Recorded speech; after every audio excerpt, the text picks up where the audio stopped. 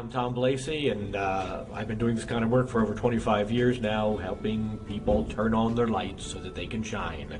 And my mission is to get people think differently so that they act differently, so that they get the results that they need. And if they're getting the results, then there's no need to change.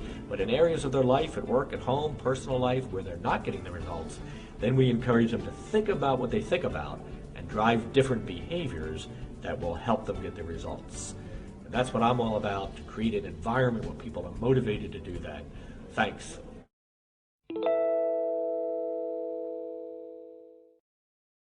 I heard a little story the other day, John. This guy had this terrible pain in his neck. Went down the back of his shoulders, in the back of his neck, in the top of his shoulders, and he endured this for weeks. And finally goes to the doctor. He says, "Doctor, I got this terrible pain in my shoulders and my back and my neck. It goes down the top of my shoulders into the base of my spine." And the doctor checked him out, and he says, "I can't find anything physically wrong with you." He says, "You're probably under a lot of stress." He says, "I sure am." He says, "I've been working hard, 50, 60 hours a week here." He says, "Why don't you take a vacation? Take a cruise and unwind." So he thought, great idea. So he thought he'd get a new suit, for the captain's table. And he goes into the clothing store, and he says, "I need a new suit." The salesperson says, "Sir, I always guess my customer sizes." He says, "I can tell just by looking at you that you're 42 regular, 33 length, 32 cuff, 15.5 collar." And the man says, "That's amazing. You're exactly right, except for the collar." He says, "I take a 15 collar." The sales guy says, no, you're 15.5. And the man says, "I've been wearing a 15 collar for months." And the sales guy says, "Sir, if you wore a collar too small, you'd start getting a pain in your neck." That would go there. It's fine.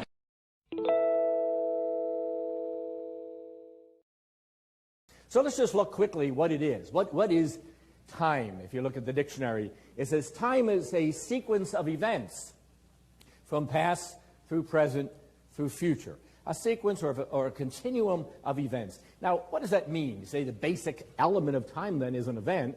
What's an event? So an event is usually thought of as something big, good or bad. But when you think about it, what isn't an event? Everything really is an event. I go into the doctor's office to have an eye exam, that's an event. You get up in the morning, take a shower, drive to work, that's an event. You get a phone call in the middle of the day. Let's say, for example, what's your name again? Brittany. And I'm in the middle of my day here, and let's say it's 8:15, and the phone rings. I pick up the phone. "Oh, hi, Brittany, how are you?" I chat with Brittany for 15 minutes. Then I hang out the phone. I look at the clock. It's now 8:30. Well, that was a 15-minute event. And then I go on to something else, and something else, and something else. So time simply becomes a sequence of those kinds of events.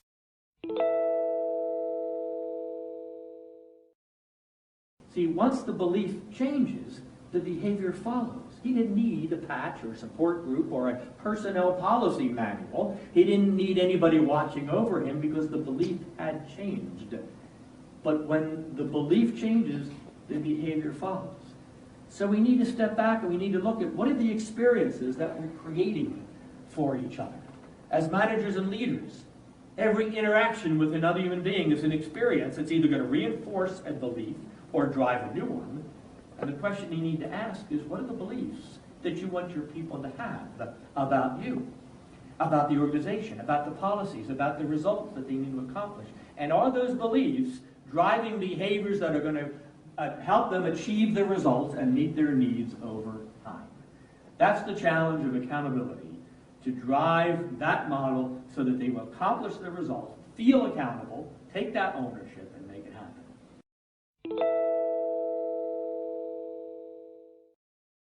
Ralph, let's say that we're all watching this, and 30 of us get into a big bus, and Ralph's the driver, and he's speeding down the highway at 80 miles an hour, let's say, and he's got to get to his location, and we're saying, we're in the bus, and we say, "Ralph, you better slow down, man, because if you speed, then you'll get a ticket." Well, that's our belief. What's Ralph's belief? He's not going to get a ticket. I mean, think about it. If he really believed that he was going to get a ticket and was still speeding, that's insanity. So he must think he's not going to get caught. Now, let's test that out. He makes it to his destination in time. He doesn't get a ticket. What does that say to him about his belief? Right or wrong? Right. Yes. And then he gets into the habit. It becomes a pattern of behavior for him. Every time he's in the bus, it's pedal to the metal. He becomes a speed demon. Now, of course, results take time to accomplish. Eventually, what's going to happen, folks? He's going to get a ticket, cop pulls him over, $150, 3 points on his license, and at that point he's thinking, wait a minute, something's wrong here. He's got a ticket in one hand, and he's got a belief in the other hand that I can speed and not get caught. Now, in psychology, they call that cognitive dissonance. My master's degree is in counseling psychology. So cognitive dissonance is the difference between what we think is true and what is actually true. He's got a ticket in his hand, but he still thinks he can speed and not get caught. You follow me on this? Now, he says, okay, I'm going to change. I'm not going to speed again. Yeah, right. Old habits what? Die hard. And a couple of weeks later, he's speeding down the highway where the bus he's going 90 miles an hour, and he makes it to his destination, and he doesn't get a ticket. What does that say to him about his belief? What belief does that reinforce, the old one or the new one? The old one. That's why it's so hard to change.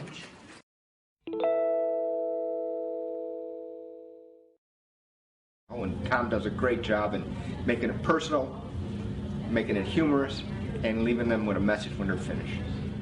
But as I told him, I would like to be able to attend when he does a full seminar presentation. I would like to attend that. I think it's a very worthwhile tool.